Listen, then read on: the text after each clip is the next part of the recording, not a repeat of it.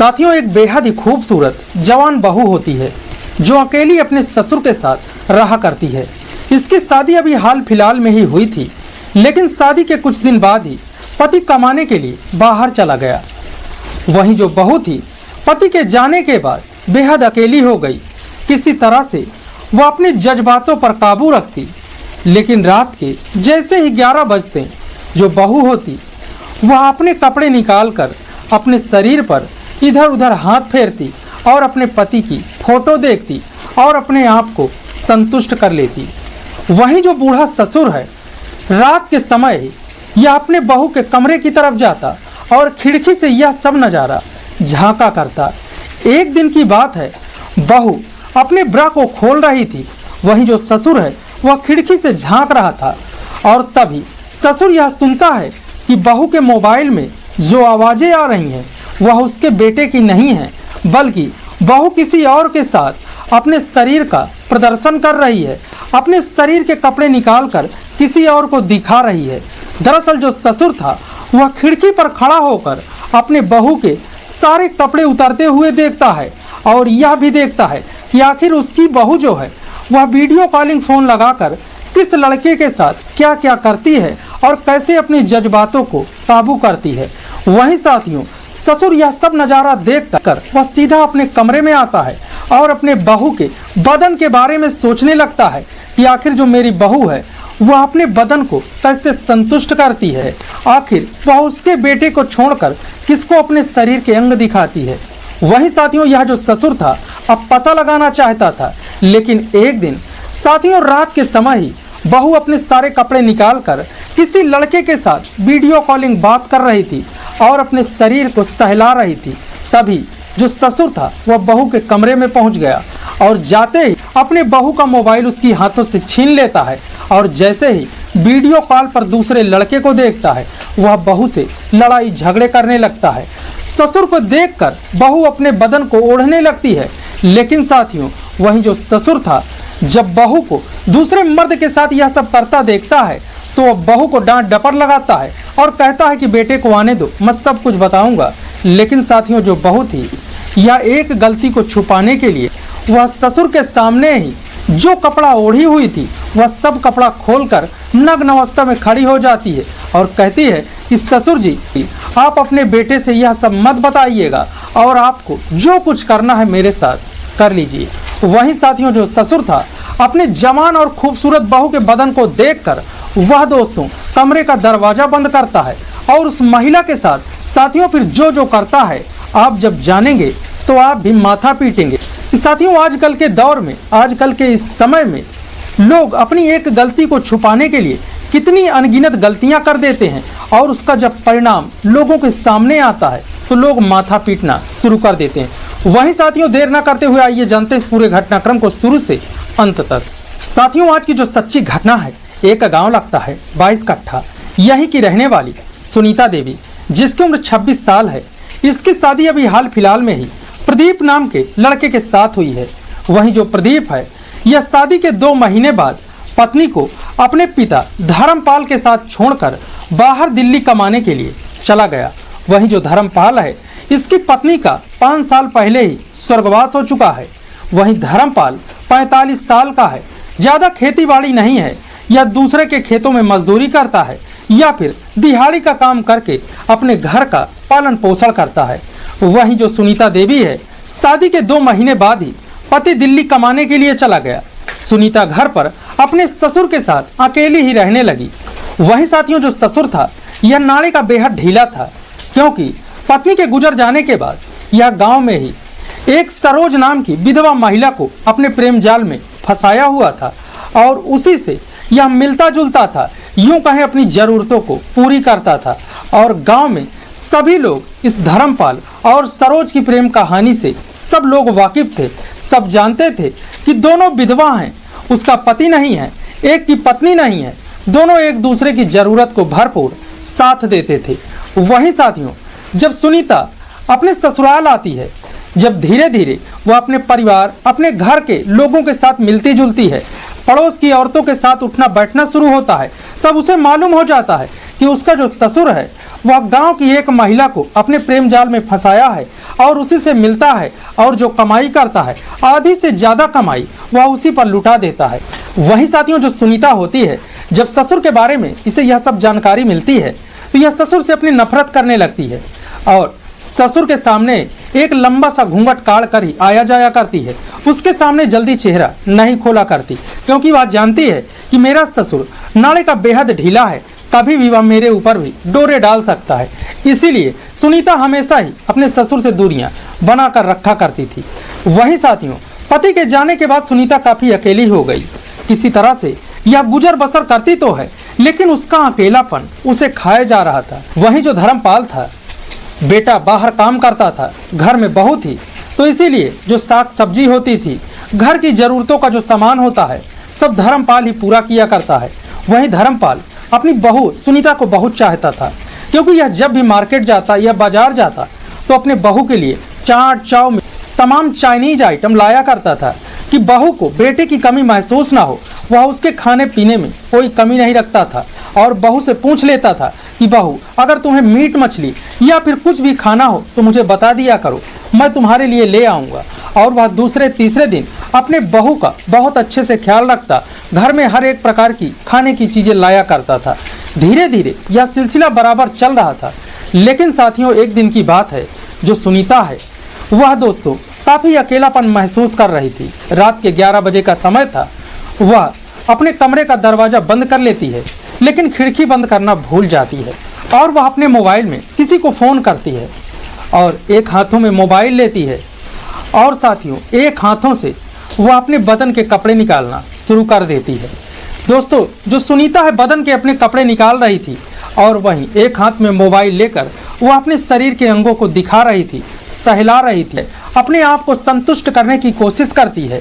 वहीं साथियों, इधर जो धर्मपाल था, अचानक रात में पानी पीने के लिए यह उठ जाता है और बहू के कमरे की तरफ जाता है।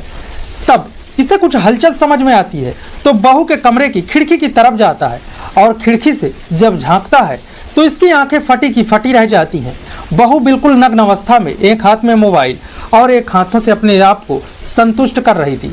यह जो धर्मपाल था यह सब कुछ देख रहा था और पूरा नज़ारा देखने के बाद अपने कमरे में आता है और अपने बहू के बदन के बारे में सोचना शुरू कर देता है कि मेरी जो बहू है वह काफ़ी अकेलापन महसूस कर रही है। बेटा कर्ज भरने के लिए तो बाहर काम करने चला गया, लेकिन बहू तो अपने आप को कैसे संतुष्ट करती है। साथियों, वह बहू के बारे में ही सोचने लगा कि आखिर बहू की भी कुछ ज़रूरतें हैं।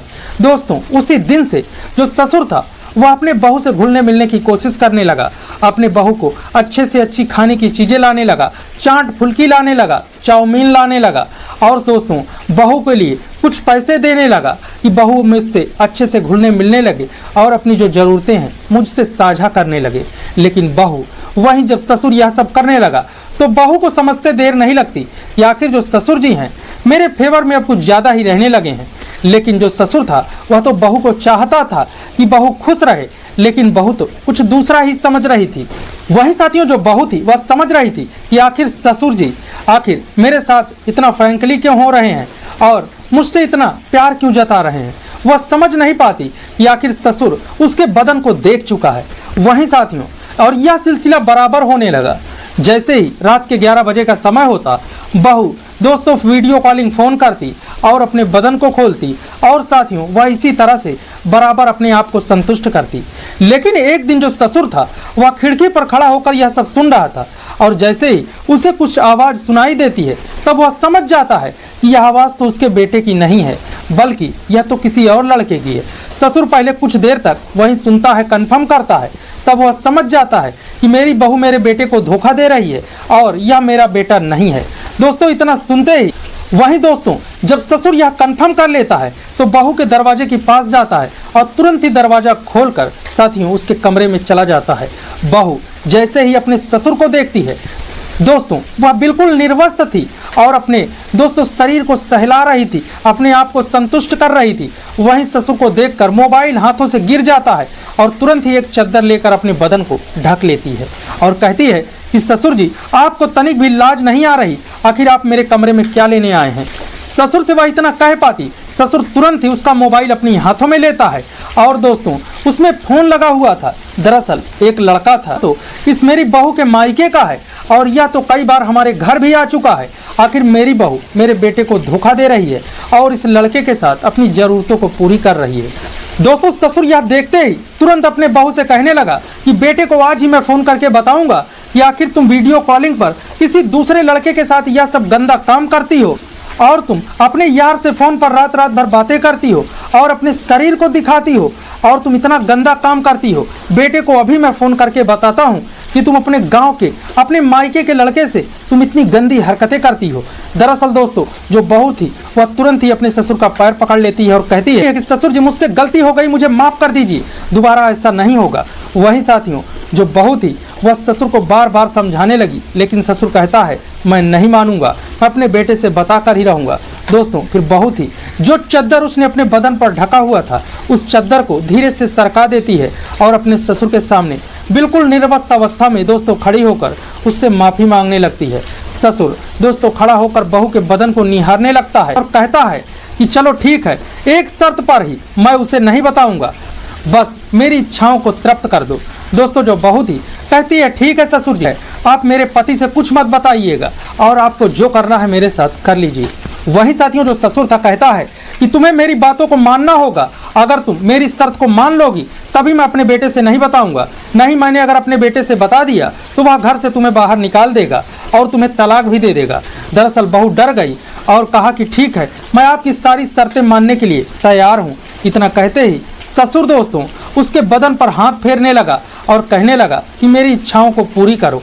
दरअसल दोस्तों इतना सुनते ही बहू कहने लगी कि ससुर जी आप तो गांव की एक महिला के साथ यह सब करते ही हैं, तो आपको मेरी क्या जरूरत। तब ससुर कहता है मैं कई दिनों से तुम्हें ऐसी अवस्था में देखता हूँ कि तुम अकेले ही अपने आप को संतुष्ट करती हो और यह सब देखकर मुझसे रहा नहीं जाता, इसीलिए आज मैं तुम्हें बेहद ही खुश कर दूंगा। इतना कहते ही दोस्तों वह कमरे का दरवाजा बंद करता है, खिड़की बंद करता है और बहू के साथ संबंध बनाना शुरू कर देता है। तो जो बहू होती है वह भी अपनी इच्छा से दोस्तों अपने ससुर का भरपूर साथ देती है। दोनों लगातार संबंध बनाते हैं। अब जो ससुर बहू थी दोनों पति पत्नी की तरह ही रहने लगे। अब जो बहू का खाने का मन करता ससुर उसे लाता, दोनों लोग बनाते और एक कमरे में ही दोनों सोया करते। अब ससुर उस विधवा महिला को छोड़ चुका था। अब दोस्तों यह जो बूढ़ा ससुर था इसे बराबर एक जवान लड़की मिल गई थी, बराबर अपने बहू के साथ संबंध बनाता और अपनी जरूरतों को पूरी करता और उसे भी संतुष्ट करता, बहू भी बराबर खुश रहती। अब दोस्तों यह सिलसिला बराबर इसी तरह से चल रहा था। लेकिन दोस्तों जो धर्मपाल की पूर्व प्रेमिका थी सरोज, दरअसल वह विधवा महिला थी और यह लोग दूसरे तीसरे ही खेतों पर घर पर मिला करते थे। इन दोनों की लत लग चुकी थी।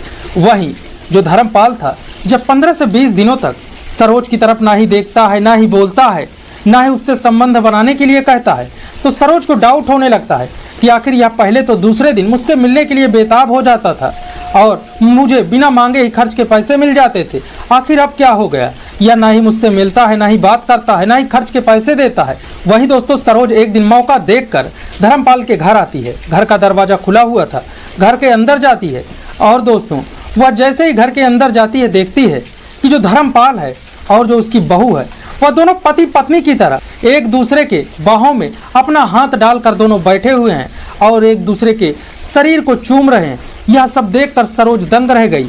जैसे ही यह सब नज़ारा देखती है वह धर्मपाल को आवाज लगाती है और कहती है कि आखिर धर्म तुम कर क्या रहे हो। इतना कहकर दबे पांव घर से बाहर निकलती है और अपने घर चली जाती है। वही साथियों इस ससुर बहू को जब यह पता चलता है कि सरोज ने इसे देख लिया है तो बहू बेहद परेशान हो जाती है और कहती है कि यह महिला गांव में अब सबको बता देगी, अब हमारे पति को भी पता चल जाएगा। तभी धर्मपाल कहता है कि तुम चिंता मत करो, मैं इसे संभाल लूंगा।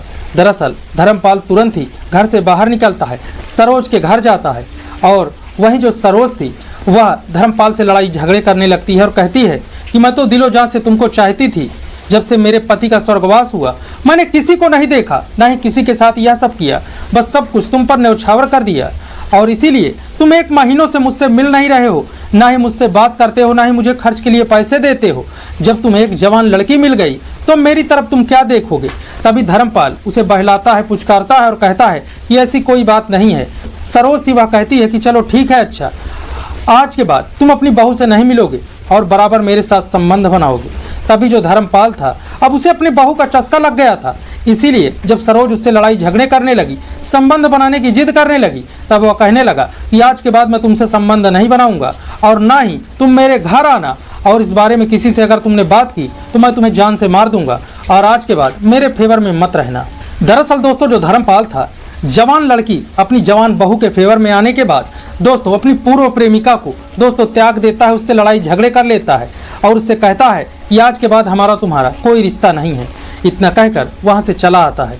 अब वहीं जो सरोज थी यह सब देखकर बहुत ही परेशान हो गई थी कि आखिर अभी तक तो मेरा जीवन बड़ा ही खुशहाल चल रहा था, मुझे खर्च के पैसे भी मिल रहे थे, बराबर ज़रूरतें पूरी हो रही थी, लेकिन जब यह सब मिलना बंद हो गया तो सरोज के दिमाग में भी अजीबोगरीब ख्याल चलने लगे। और एक दिन सरोज दोस्तों इस धर्मपाल के बेटे का नंबर लेती है और उसको फ़ोन करके सारी दास्तां बता देती है कि तुम्हारा जो पिता है मैंने अपनी आंखों से देखा है, तुम्हारी पत्नी के साथ यहाँ संबंध बनाता है और बराबर यह दोनों पति पत्नी की तरह रहते हैं, इसीलिए अगर तुम उन्हें पकड़ना चाहते हो तो बिना बताए रात में ही तुम घर आ जाओ और उसके बाद तुम पकड़ लोगे। बेटा यह सब सुनने के बाद वह ना ही अपने पत्नी से बात करता है ना ही पिता से बात करता है, दिल्ली से सीधा सरोज के घर जाता है, वहाँ बैग रखता है, सरोज से पूरी कहानी को जानता है। वहीं फिर सरोज को लेकर दोस्तों वह अपने घर जाता है। घर का दरवाज़ा बंद था दोस्तों, सरोज एक सीढ़ी का इंतजाम करती है, वह छत पर चढ़ता है और छत से जाने के बाद दोस्तों वह सीधा अपने आंगन में जाकर कूद जाता है और पत्नी के कमरे में दोस्तों पहुंचता है और वहां जाकर देखता है कि उसकी पत्नी और उसी का पिता दोनों दोस्तों नग्न अवस्था में एक दूसरे में समाये हुए हैं। यह सब देखकर दोस्तों वह गुस्से से आग बबूला हो जाता है और घर में चीखने चिल्लाने लगता है और साथियों वह लाठी डंडा ढूंढना शुरू कर देता है। उसे एक लठ मिलता है और उसी लठ से वह अपनी पत्नी और पिता को जोर जोर से पीटना शुरू कर देता है। इनकी आवाज़ सुनकर आसपास के लोग जगते हैं कि आखिर धर्मपाल के घर में क्या हो रहा है, शायद चोर आ गए क्या, इनके घर में लोग चीख चिल्ला क्यों रहे हैं।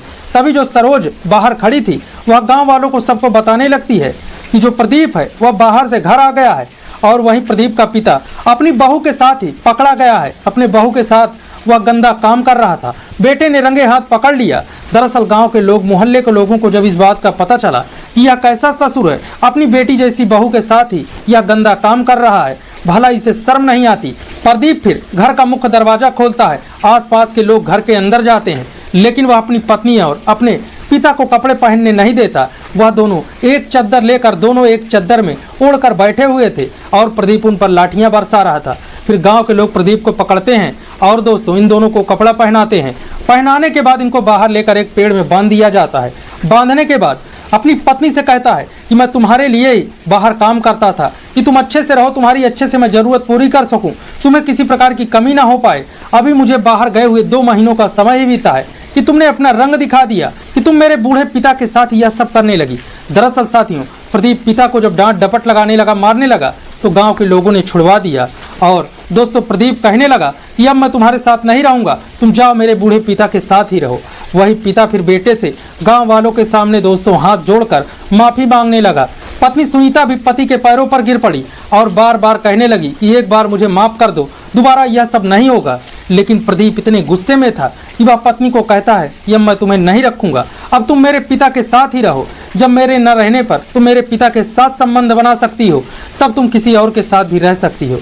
वही जो पिता था वह दोस्तों उसके पास कोई रास्ता नहीं था, ना ही कोई चारा था।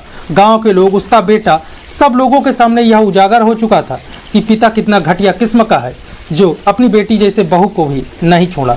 वही पिता फिर गांव के लोगों को बताता है कि मुझसे गलती हो गई, मेरी जो बहू है वह किसी और से फ़ोन पर बात कर रही थी, उसी चक्कर में यह सब हो गया, गलती क्षमा कर दो। लेकिन बेटा उस ना ही अपनी पत्नी को ना ही अपने पिता को माफ़ करता है और कहता है कि अब इस घर में मैं रहूँगा, तुम्हें जाना है वहाँ चले जाओ। वहीं साथियों फिर जो गांव के लोग थे और जो प्रदीप था, गांव के लोगों के साथ, गांव के सरपंच के साथ मिलकर अपने पिता और अपनी पत्नी की दोनों को शादी करा देता है और दोस्तों यह गांव के बाहर एक अपने खेत में एक झोपड़ी बनाकर दोनों रहना शुरू कर देते हैं। वहीं साथियों इस तरह की सच्ची घटना बताने का उद्देश्य किसी को परेशान करना नहीं है, ना ही किसी की भावनाओं को ठेस पहुंचाना है, बल्कि समाज में घटित हो रही इस तरह की घटना के बारे में बताना, आपको जागरूक करना, सतर्क करना है। वहीं साथियों इस ससुर बहू के बारे में आपकी क्या राय है?